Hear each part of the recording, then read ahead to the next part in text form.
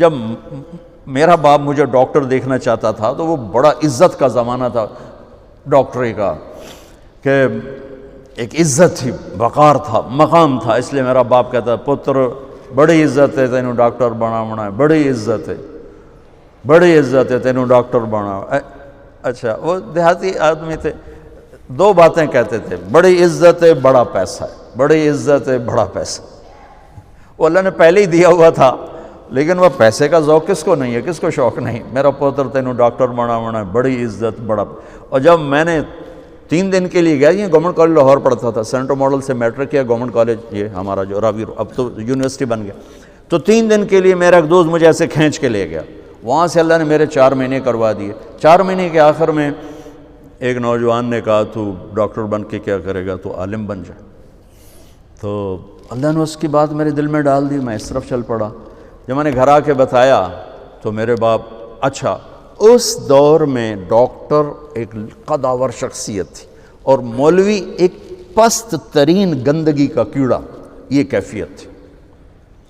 اور ہمارے دیہاتی ماحول میں مولوی کمی ہوتا تھا، کمی، جیسے لوہار، کمہار، دھوبی، ایسے مولوی کا سٹیٹس کمی کا تھا۔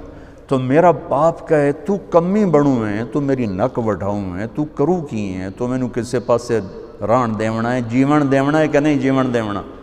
سارے علاقے دے ذمہ دار جو ہیں مینوں لانتاں کریں دیں کہ تیرا پوتر تو مولوی بندا پیا دا، بن سی کی۔ تو 23 نومبر 1972 صبح 8-9 بجے کا ٹائم تھا، میرے باپ گھر میں آئے، وہ ذمہ داروں والی چادر پہنی ہوئی بڑی اور چولا کھلا، پگڑی کھول کے یہاں رکھی ہوئی، تو مجھے دیکھتے ایک دم غصے میں آ گیا، یہ تو مولوی بننا ہے تو میرے گھر چوں نکل جائے، زور سے کہا، یہ تو مولوی بننا ہے تو میرے گھر چوں نکل جائے۔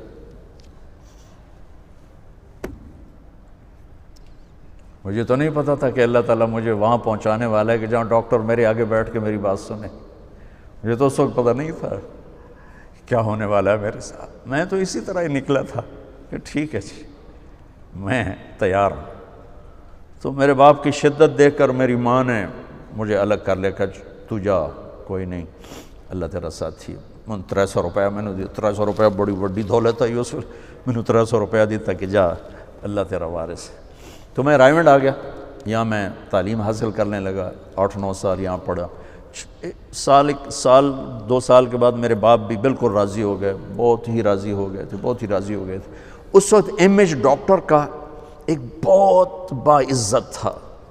میں ہاتھ جوڑ کے رو کے کہتا ہوں کہ اب ڈاکٹر ایک کاروباری نظر آتا ہے، وہ بھی پیسے کے پیچھے ایسے ہی بھاگ رہا ہے جیسے مال روڈ کا تاجر بھاگ رہا ہے، جیسے لبرٹی مارکیٹ کا تاجر پیسے کے پیچھے بھاگ رہا ہے، وہ بھی ایسے ہی بھاگ رہا ہے۔ کوئی جائز کمائی، جائز محنت کا صلہ لینا کوئی منع تھوڑا ہے، وہ آپ کے رزق حلال ہے۔ میں کینیڈا میں گیا ہوا تھا، میرے یہ سر درد بہت شدید ہوتا ہے، تو وہاں وہ بوٹاکس نیا طریقہ ٹیکے لگاتے ہیں، تو کچھ دن گزر جاتے ہیں، تو مجھے پتہ نہیں تھا یہاں کوئی لگاتا ہے کہ نہیں لگاتا، تو میں کینیڈا گیا، وہ جاننے والے ڈاکٹر تھے پاکستانی، تو پارکنسن کے 5 بڑے ڈاکٹروں میں ایک ان کا نام آتا ہے۔ تو وہ ان کے کلینک میں بیٹھا ہوا تھا اور بات چلتے چلتے تو یہ ایسی ایک پینسل پڑی ہوئی تھی ان کے ٹیبل پر، تو وہ یوں پینسل اٹھا کے مجھ سے کہنے لگے مولانا یہ ایک پینسل میں کسی کمپنی کے ایجنٹ سے لے لوں تو میں بلیک لسٹ ہو جاؤں گا، ایک پینسل میں کسی کمپنی کے ایجنٹ سے لے لوں تو میں بلیک لسٹ ہو جاؤں گا، میں کلینک نہیں کر سکتا اس کے بعد۔ تو آپ ڈاکٹر بنے، تاجر نہ بنے، ڈاکٹر بنے، آپ مسیحا بنے، اللہ کی قسم مریضوں کی دعائیں آپ کی نسلوں کو نہال کر دیں گی۔ اگر آپ صرف تاجر بن گئے تو ٹھیک ہے 4 پیسے تسی وٹ لینے، لیکن پتہ نہیں آگے نسلوں کا کیا ہوگا۔ اور اگر آپ مسیحا بنے، ڈاکٹر بنے، مریضوں کی دعائیں لیں، پشتیں آپ کی اس کو بیٹھ کے کھائیں گے کہ دکھی کی دعا اللہ کے عرش کو ہلا دیتے اور درد مند کی دعا فرشتوں کو رلا دیتے۔